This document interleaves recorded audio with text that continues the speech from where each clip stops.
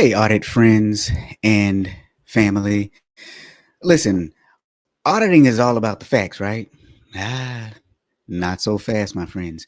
This week on Audit Bites, we're tackling an uncomfortable truth, and that is why clients often view auditors as adversaries rather than allies. Are you ready to have this discussion? Are you? Are you ready? Let's go.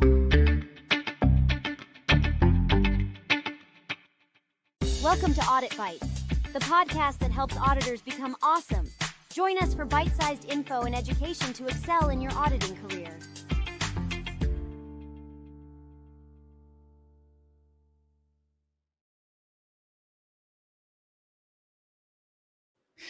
All right, my friends.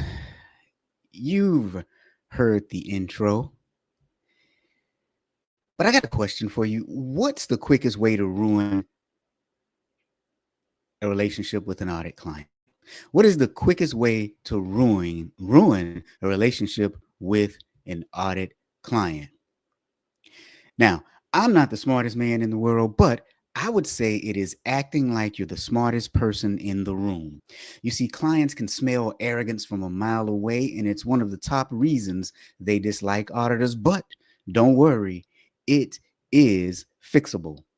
Today, we are diving into why clients sometimes cringe when they see us coming, and more importantly, what can we do about it? So grab your coffee, notebook, or maybe just your favorite stress ball because we're about to tackle some hard truths about ourselves and the work we do. Now, before I go any further, I'm going to ask you guys to do me one quick favor.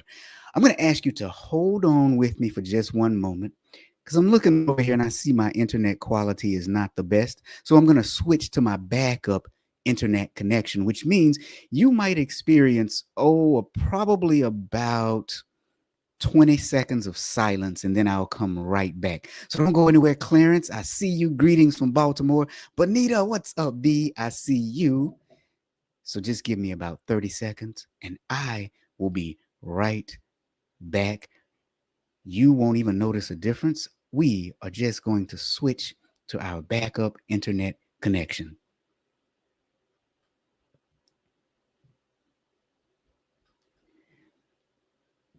Okay, maybe we aren't going to switch to the backup internet connection. Looks like the password has changed to it. So, for everybody watching on video, I do apologize about the video quality today. We will re upload the better quality, but you can still hear me now. Clarence again says, greetings from Baltimore. But he also says, if you lie to them, clients, Clarence is answering the question I asked, what's the quickest way to ruin a relationship? If you lie to them, that is definitely one way, Clarence, 100% one way for clients to really dislike us.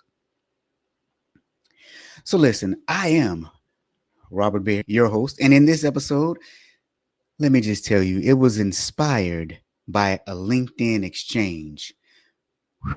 I did a post on LinkedIn, and one of our fellow auditors commented on that post. And let me just say, I am not doing this to make fun of anyone. What I am doing is pointing out how some of us think and how the way that some of us think can ruin relationships. And, well, that thought process permeates through a lot of our clients. So, are you guys ready to see this LinkedIn exchange that I had with someone? It's still out there and you can see it, but we're going to pull it up right now so that we can talk about it. And my man, Abbas, is here. He says, hey, Rob, hope you enjoy Oman and the IIA Oman Summit. So, listen, you guys, some of you may not know, I just came back from Oman. Whew. Man, that was a 20-hour flight each way. So I spent 40 hours on an airplane, attended the IIA Oman Summit. And if you've never been to Oman, it is a beautiful place with very good people. And here's the other thing. They take internal auditing seriously in Oman. I was actually interviewed on the Oman National Television Channel. I'm going to post about that pretty soon, too. That was pretty cool. Okay. So, You guys know I usually do a story time. Well, here's the story time. I had a really memorable audit. I was working with a client who pushed back on almost everything, and I do mean everything. No matter how much evidence I presented, no matter how reasonable I was, they would argue every single point. Now, at first, I thought they were just being difficult, right? I'm pointing the finger at them because it's. But I was wrong. After a few exhausting meetings, I realized that they weren't fighting me, they were simply fighting the idea of being audited. And to them, I wasn't a partner, I was an adversary. And so that was a turning point for me. I realized that the way that I was approaching the conversation, focused on logic and evidence, it wasn't working. What I needed to do was focus on building trust and understanding their perspective. And that's when things started to turn around. So, as auditors, we have to remember that our clients are people first. If they don't trust us or feel respected, the audit process becomes a battle rather than a collaboration. And that's exactly what we're here to talk about today. And I'm going to give you the first reason that clients dislike auditors. And now I know some of you are thinking, I promised some LinkedIn stuff. Oh, we're getting there. You see, the first reason that they don't like us is perceived arrogance. Perceived arrogance. So this is one of the biggest complaints that clients have about auditors is that sometimes we come across as arrogant. You know, the I'm the expert and you're the problem. We give off that kind of vibe, right? Even if that's not what we mean to project, it's how it can feel when a client feels like we are too focused on being right. Now, let's talk about that LinkedIn conversation. Let's talk about that LinkedIn conversation. You guys still with me? Let's talk about that LinkedIn conversation. All right, you guys ready for it? You ready for that conversation? Because I'm here to tell you, it's going to get very dicey. It's going to get very dicey. And you guys are going to be very surprised by the content and quality of this conversation. So if you're ready for it, type a 1 in the chat for me. Type a 1 in the chat for me to let me know you're ready for it as I still try to fix my internet connection. My backup internet, guys, is just not working today. So Bonita Lee is ready for it. B, you're going to be real surprised by this conversation. I'm telling you, you are going to be real surprised by this conversation. Now, if you guys don't know Bonita Lee, you need to connect with her. She does trade compliance. So she understands some of the audit world because, again, compliance, that's pretty interesting too, right? Hi, Ibeka Emmanuel. I think this is probably my first time seeing you here, and hopefully I got your name right, my friend. Quentin is here. Quentin says, good morning. Good morning, Quentin. Listen, so let's talk about this LinkedIn conversation. I'm going to leave the suspense. I'm going to suspend the suspense, right? We're going to go straight to this conversation. It was a post that I posted. Now I'm going to look over here and read the post, but I'm not ignoring you. It's just that the screen in front of me is so small. I got to look at my secondary screen. But the post that I posted, it says, why does it feel like some people have a PhD in making life difficult? Now imagine being an auditor tasked with delivering bad news to these people. I remember one time I had to deliver some really bad news to an audit client. Who am I kidding? It's definitely been more than once, right? My palms were sweaty, my heart was racing. I'm sure you understand. Fortunately, the client took it surprisingly well. Why? Because they weren't difficult. It was simply a difficult conversation. There is a difference. Unfortunately, difficult people make difficult situations and difficult conversations more difficult. Hopefully you caught that. Here's how you can spot the truly difficult folks. They are typically demanding, irrational, fickle, frustrating, inflexible, critical, unpredictable, loud, and temperamental. And for those of you who didn't pick up on that, that actually spells the word difficult. I go on to say, spotting these traits early can save you from turning simple discussions into epic battles. If you're constantly wrestling with difficult clients, don't go at it alone. Our Handling Difficult Conversations with Audit Clients training course is designed to help auditors turn challenges into opportunities for dialogue. Now, I happen to think that that was a really good post. I happen to think it was very well written and it interweaved storytelling along with, getting a really good point across. Some people may agree, some people may not agree. But this is the type of content that I produce on LinkedIn on a regular basis. And if you like that, then follow me on LinkedIn. So, did anybody see anything wrong with that post? Did I say anything that was off base? Did I say anything that needs to be checked? Did I say anything that was inaccurate?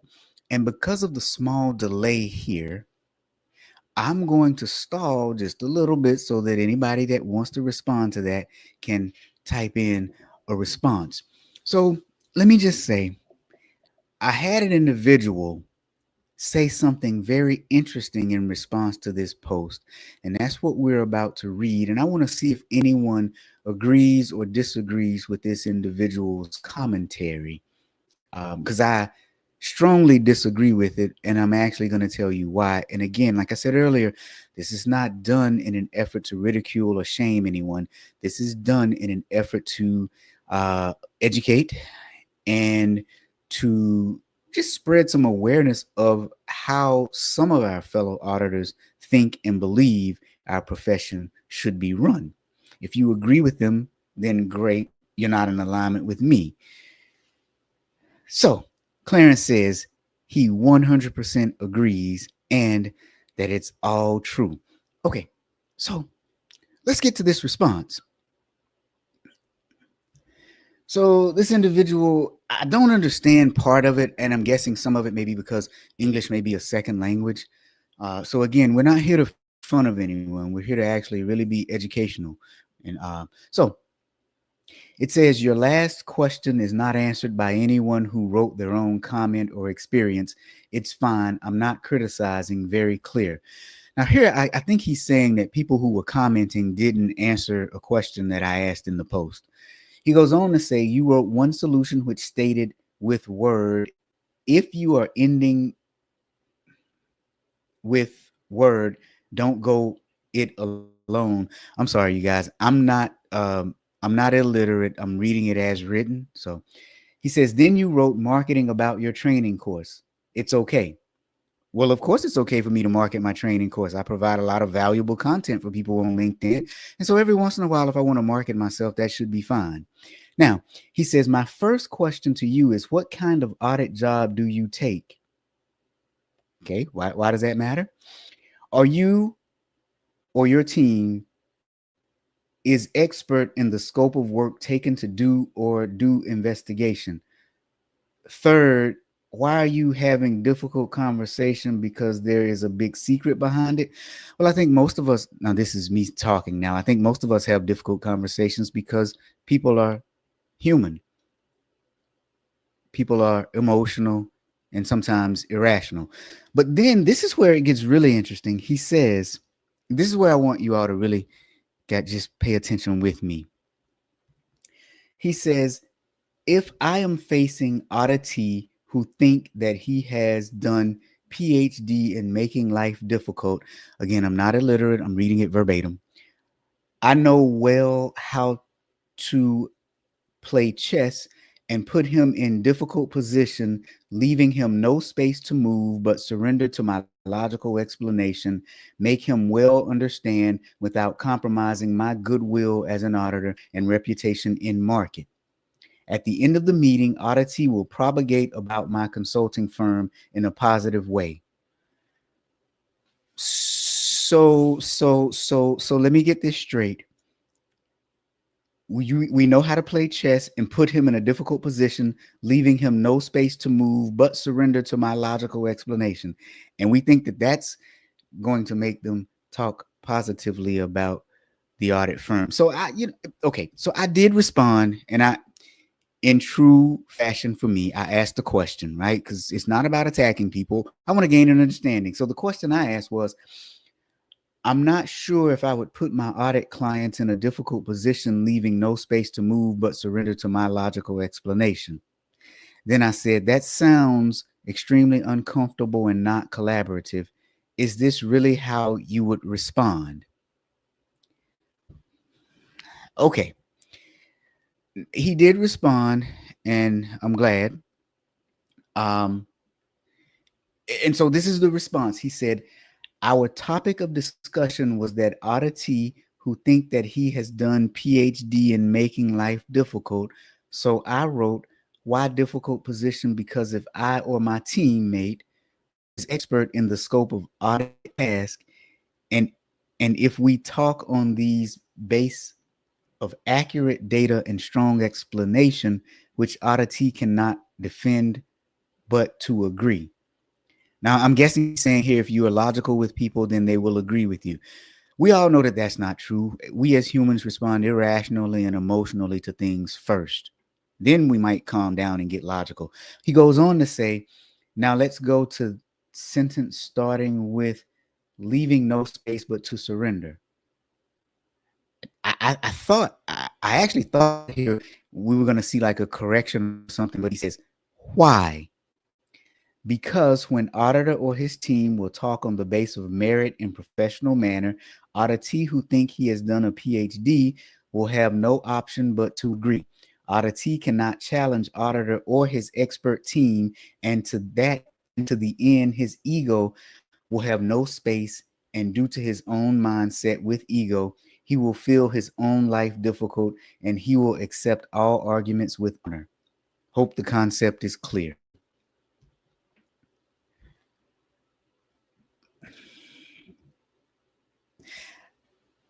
In a perfect world, if you present an argument to someone, they would and should respond logically and should concede defeat. How many of us live in a perfect world? How many of us have dealt with people who act like toddlers on a playground having a tantrum? People do not respond logically in most situations, especially when it's something personal, especially when it's something near and dear to them. When we go in and audit an area, we are evaluating someone's work product. That work product is personal to and or for them. So anything we say is going to be taken personally.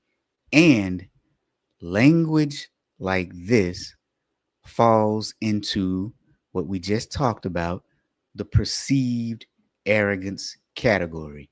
Again, it is one of the biggest complaints that clients have about auditors.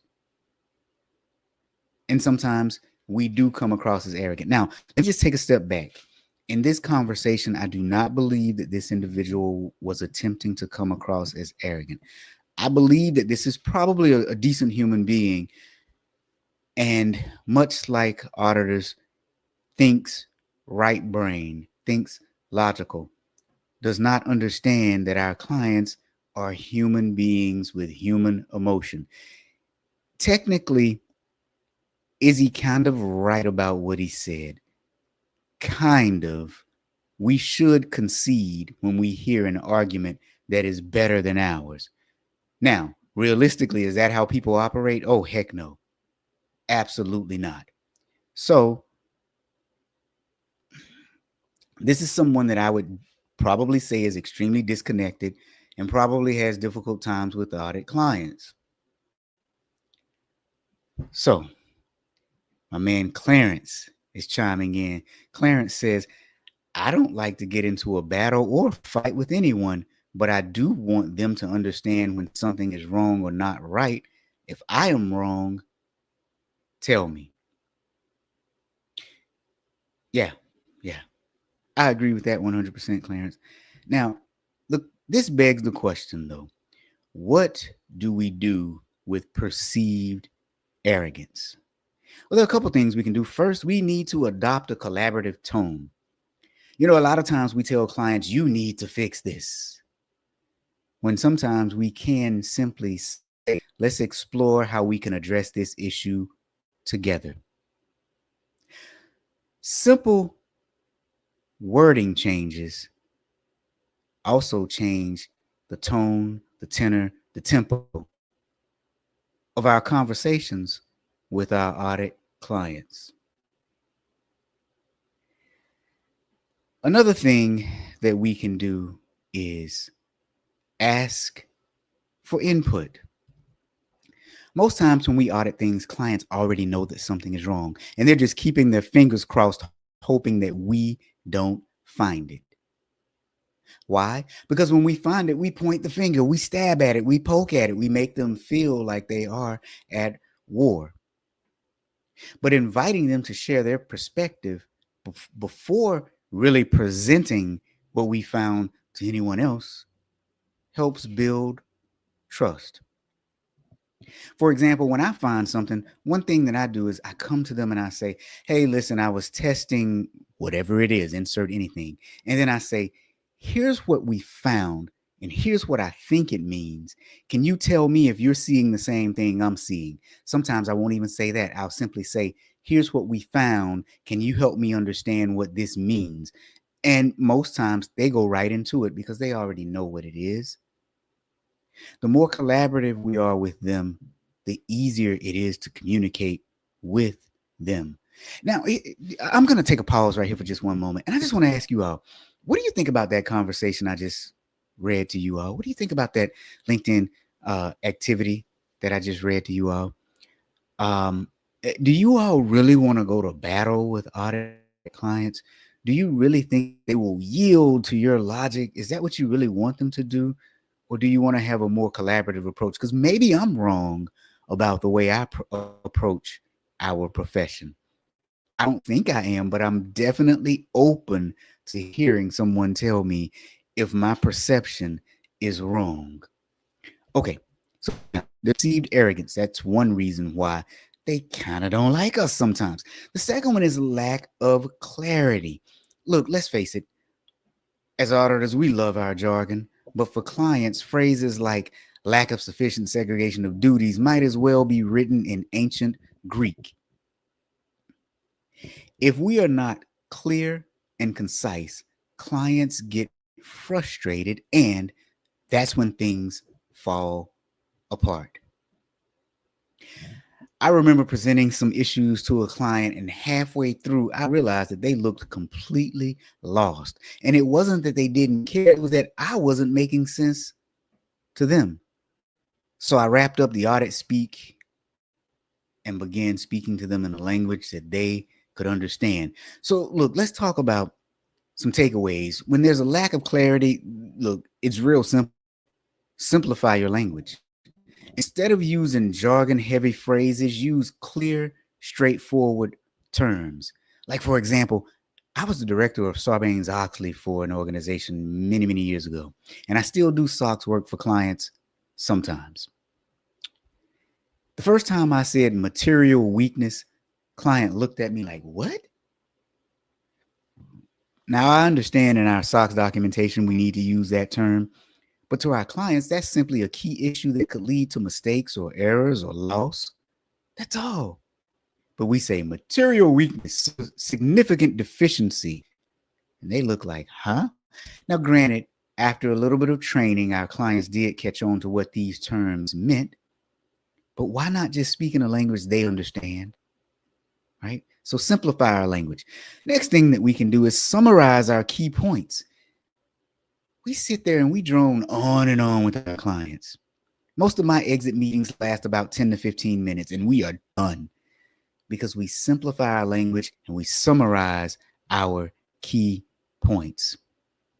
So now, if you're just joining us today, we're on episode number 66 of Audit Bites. why clients dislike auditors, and how to change their minds.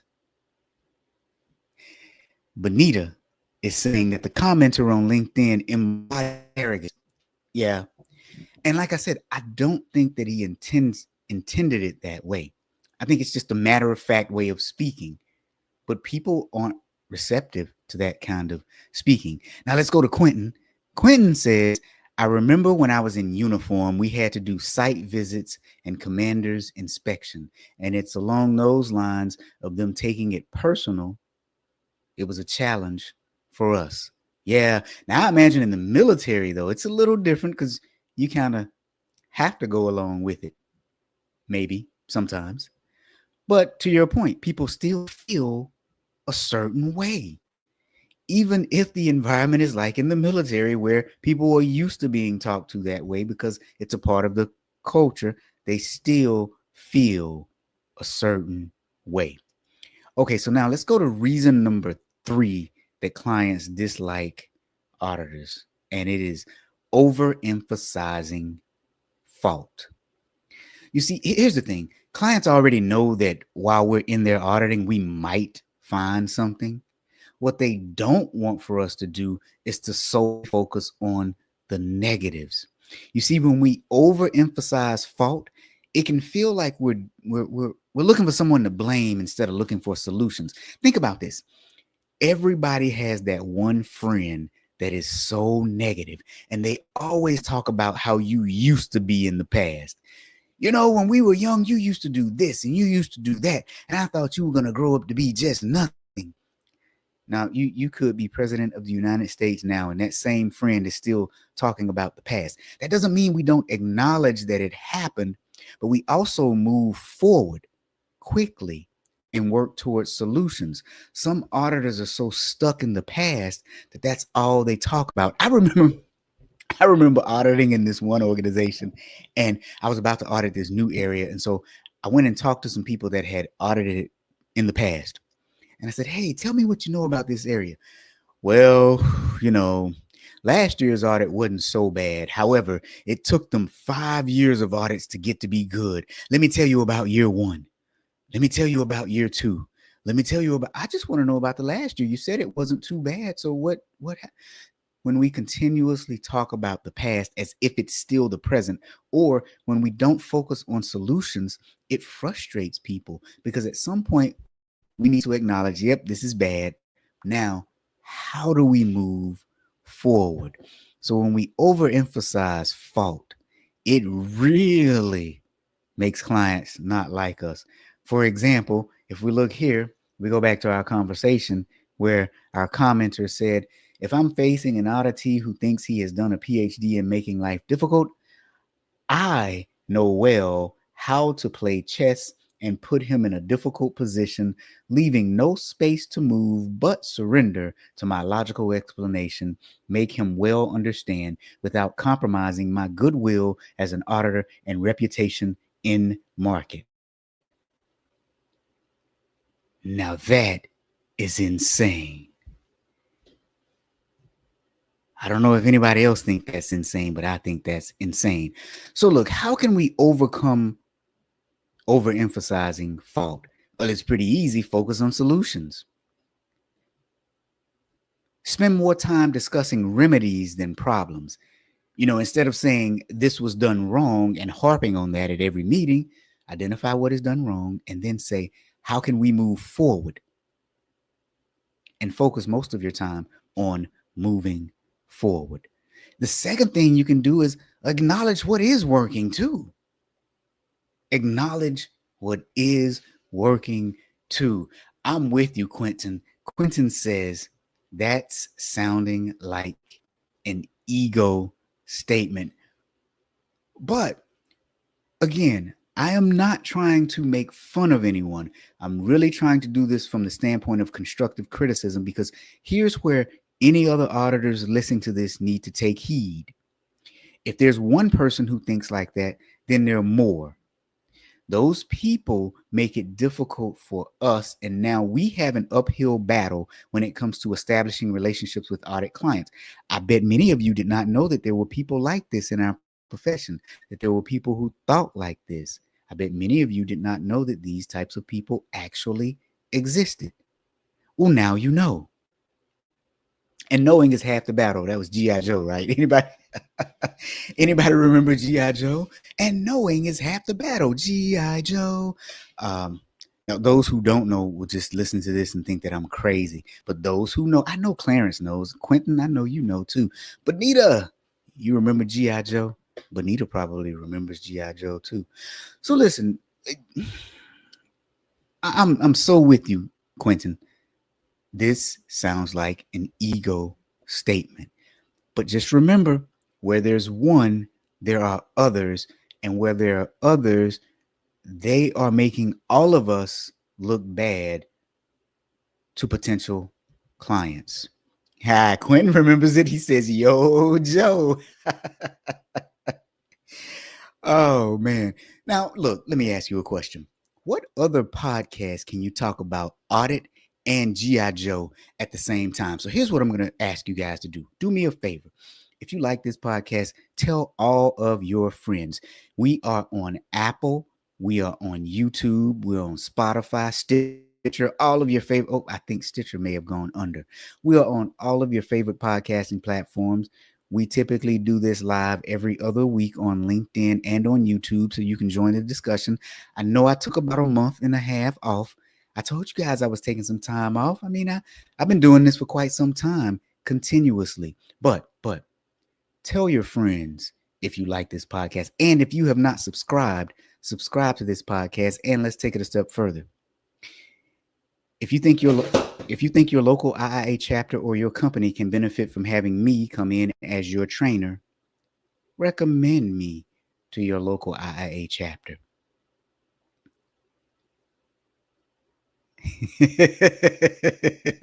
You know G.I. Joe, he comes to the book club. You must be talking about Michael, huh? That was funny, Bonita. Okay, so now, a fourth reason that audit clients sometimes like us is because there's a misunderstanding of client challenges. Let me explain to you what I mean. Clients don't like us because we're auditors. They dislike us because they think we don't understand what they are up against. When we come in not understanding, non-emotional, they start to dislike us because they are going through a lot. If we don't take the time to learn about their challenges, our recommendations or issues might come across as tone deaf. And we definitely don't want to come across as tone deaf to our audit clients, do we? I don't.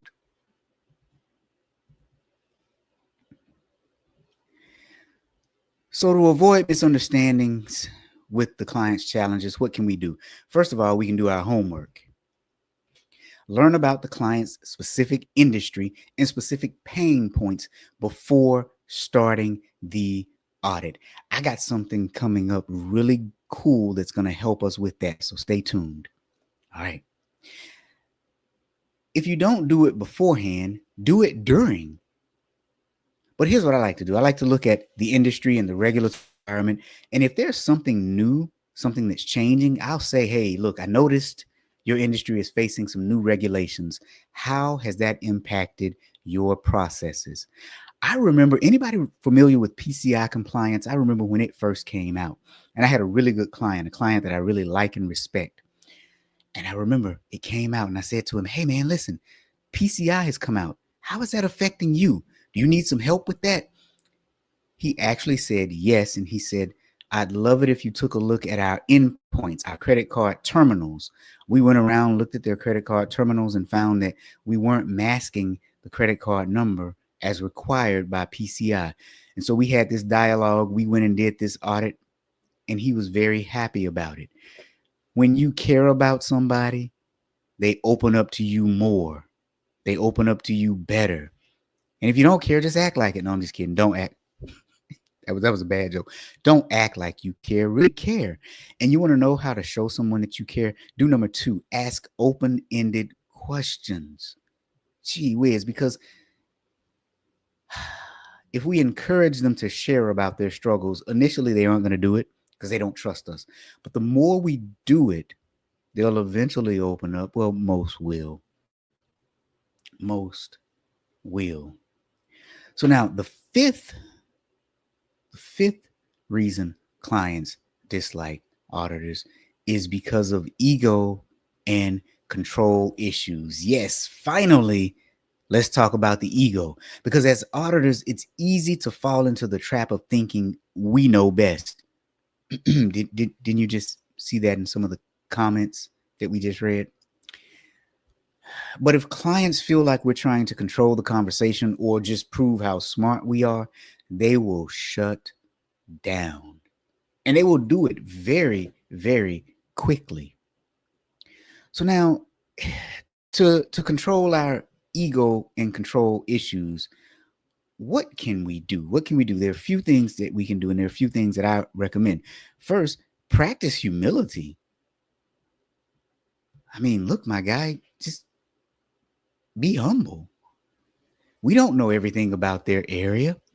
We are essentially experts in risk and control. We're not necessarily the experts in what they do day in and day out. And then try to build relationships. So the question becomes, how can we deal with clients that are difficult?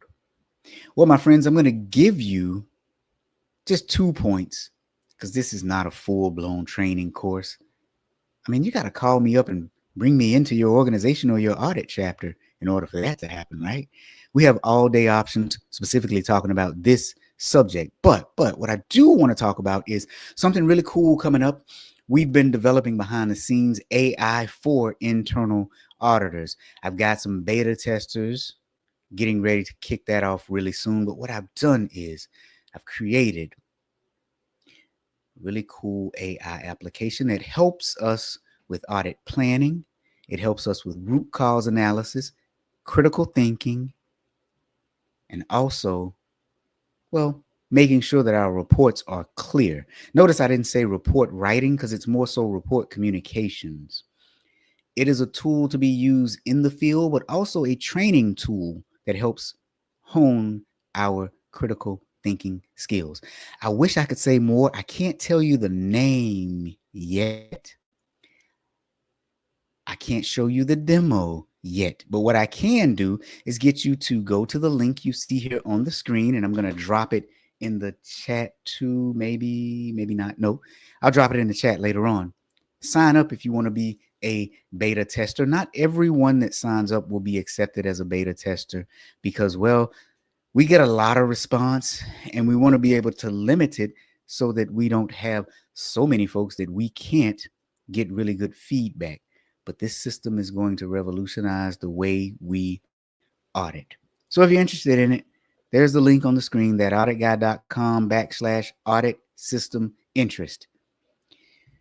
All right, now let's talk about what we can do if we're dealing with difficult clients. The first thing we need to do is check ourselves. We can't control other people's behavior. What we can do is control ourselves, and sometimes we might be wrong. Now, after you check yourself and realize that maybe you're not wrong, then you can move forward. But the first thing we have to do is check ourselves. Next thing you got to do is stay calm and professional. Listen, again, we can't control other people, but we can control ourselves. I've seen audit clients scream, yell, and cry. Not at me, though. But you've got to stay calm and professional. And the next thing you have to do is reframe the narrative. And by that, I mean the narrative that they have been told or that they believe about us. A lot of clients think that we are out to get them. Most of us aren't. Now, if you are, this doesn't apply to you. And we see why you have problems communicating with audit clients. We are truth seekers. What is the truth behind the control? Either it operates effectively or it does not. Now, obviously, there is a person behind that control that may have contributed to it not operating properly. But again, we want to identify the wrong quickly so that we can move into correction mode with our audit clients. You don't want to be that friend that's constantly pointing in the past. So I want to thank you all for joining me on episode, 66 of Audit Bites, why clients dislike auditors and how to change their minds. If you have not subscribed to the YouTube channel, go over there and subscribe, please. No, I'm just kidding. If you want to, do it. If not, don't. I would really appreciate it though, because it helps get the word out. Again, go subscribe to the YouTube channel. This has been episode number 66 of Audit Bites. Thank you all for joining me, and we'll see you next time. Thank you for watching this episode of Audit Bites. If you receive value from this podcast, do us a favor. First, tell other auditors. Second, give us a 5-star review. And finally, talk to Robert about training your auditors. Our contact information is on our website, www.thatauditguy.com. It's also where you will find our course catalog, on-demand courses, a kick-butt blog, other podcasts, Robert's best-selling books, and last but not least, audit merch. That's right, we have audit hats, shirts, mugs, and more. Thanks for watching and listening. See you next episode.